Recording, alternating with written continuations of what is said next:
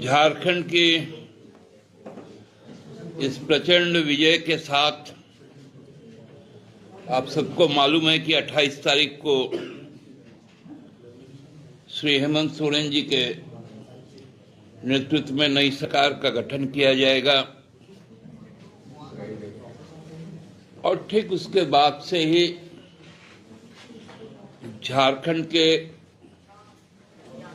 करोड़ों वासियों की जो आकांक्षा है, जो आशाएं हैं, उनकी पूर्ति के लिए सरकार लग जाएगी। लेकिन इस विजय का जो परिणाम हमारे राजनीतिक प्रतिद्वंदी के पास हुआ, वो सही में अब भी लगता है कि लोकतंत्र के इस जनादेश को वो लोग पचा नहीं पा रहे। कल से भारतीय जनता पार्टी के जो इस राज्य में घुसपैठ किए थे, जिन नेताओं ने जो यहाँ के मूलवासी और आदिवासियों को दबाकर अपना नेतृत्व थोपा था, उनको ये बात हजम नहीं हो पा रही।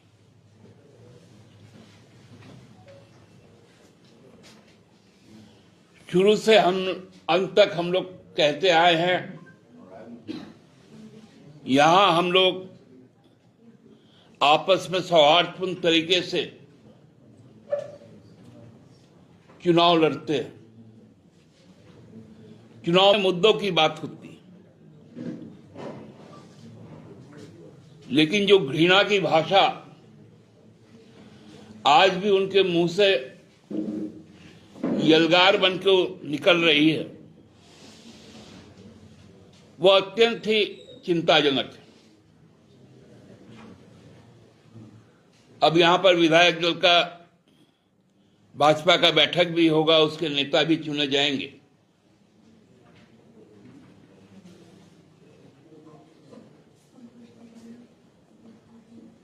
लेकिन जिन क्षेत्रों में जाकर सबसे ज्यादा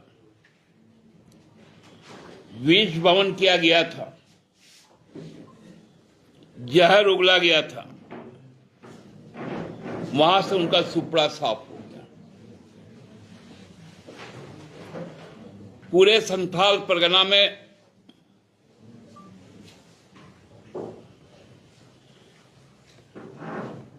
केवल रुदाली के लिए एक सीट मिला 18 में से।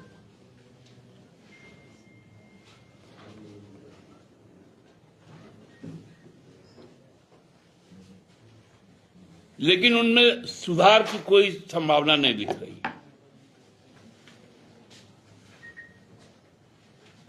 जो व्यक्ति जब से विधायक बना था राजमहल से, वो अपने सरकार में रहते हुए भी इस बात को उठाता था, लेकिन सरकार उनकी भी जानती थी कि यहां कोई घुसपैठ नहीं। लेकिन उसके जिद के कारण इस बार उनका केंद्रीय नेतृत्व इस प्रकार की बातें करने लगा।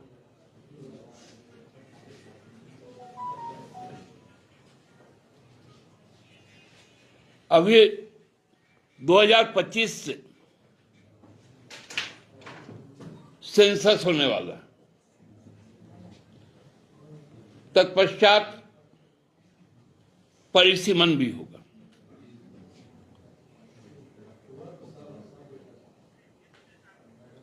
हम लोगों ने इसके पूर्व भी 2012 में जब डिलिमिटेशन कमीशन यहां पर आई थी, उस वक्त भी जिस बात का हम लोगों ने आशंका व्यक्त किया था, आज भी उस बात की आशंका हम लोग व्यक्त करते हैं कि एक बड़ा सोचा समझा प्रयास होगा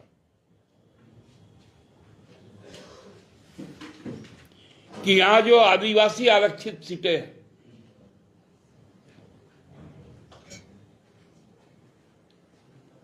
जो यहां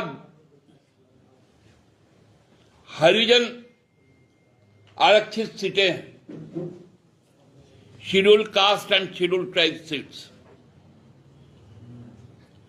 उन पर इनका प्रहार होने जा रहा है।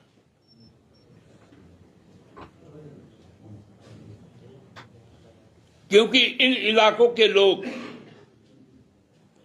इनको भाते नहीं, न दलित इनको भाता है, न आदिवासी इनको भाता है, न अल्पसंख्यक इनको भाता है, न युवा इनको भाता है, न किसान भाते हैं, न महिलाएं भाती।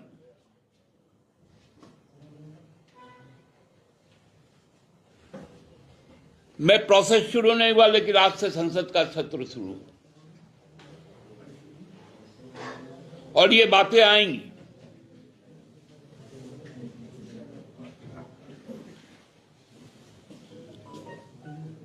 पॉपुलेशन सेंसस के पूर्व रजिस्ट्रार जनरल ऑफ इंडिया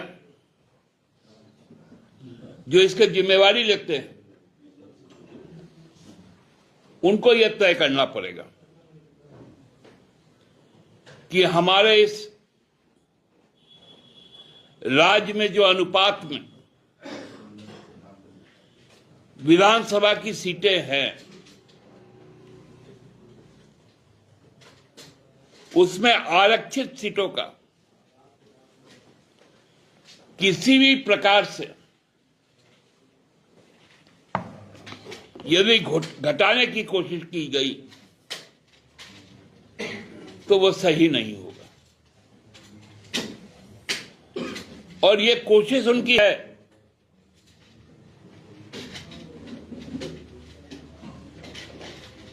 क्योंकि हम लोगों ने जब जब जो आशंकाएं व्यक्त की,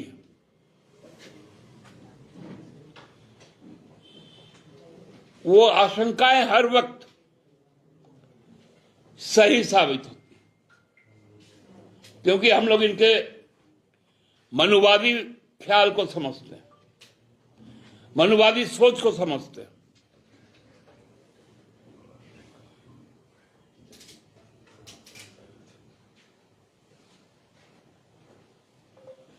इनका पूरा प्रहार आप देखेंगे कि फिर से शुरू होगा।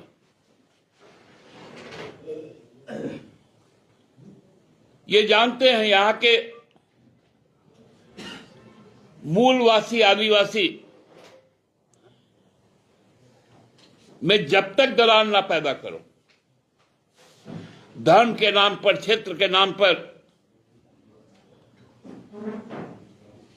तब तक इनकी दुकान नहीं चल सकती।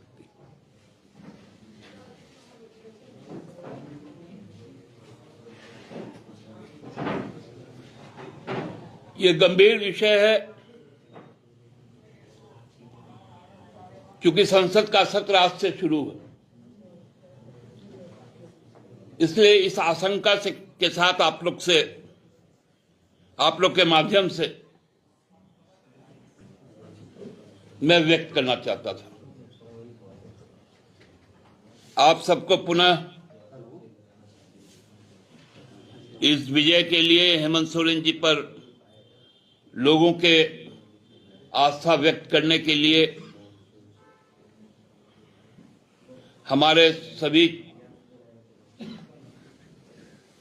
56 जो नवनिर्वाचित जनप्रतिनिधि है, उन पर विश्वास व्यक्त करने के लिए बहुत बहुत आभार। और मैं तो जो 21 लोग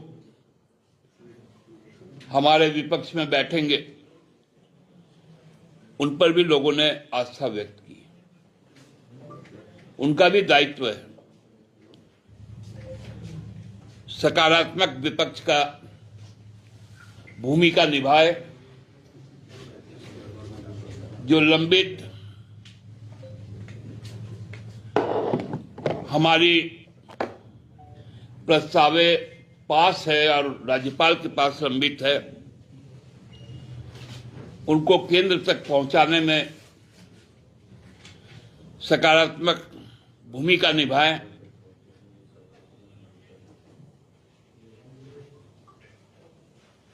एक नौजवान जो जेकेएलएम का नेता है, उनके प्रति भी लोगों ने और उनके प्रत्याशियों के प्रति भी लोगों ने जो विश्वास व्यक्त किया है, उनको भी चाहिए कि वो सरकार के साथ सकारात्मक दिशा में चले और एक हमारे माननीय जनप्रतिनिधि चुने गए हैं मांडू से, मैं तो उनको कहूंगा कि आपके नेता तो रोजगार देने वालों की सरकार बनाने चले थे, खुद बेरोजगार हो गए। कम से कम आपने ये तो समझा कि अब आपका नेता बेरोजगार हो गया है, तो आप उनको पुनर्रोजगार का योजना आपने पेश किया, लेकिन आपके नेता को भी यह हकीकत मालूम है कि केवल नारा गढ़ के लोगों को बेवकूफ नहीं बनाया जा सकता। इसलिए आप सबको पुनः बहुत बहुत शुभकामनाएं, बधाई, धन्यवाद।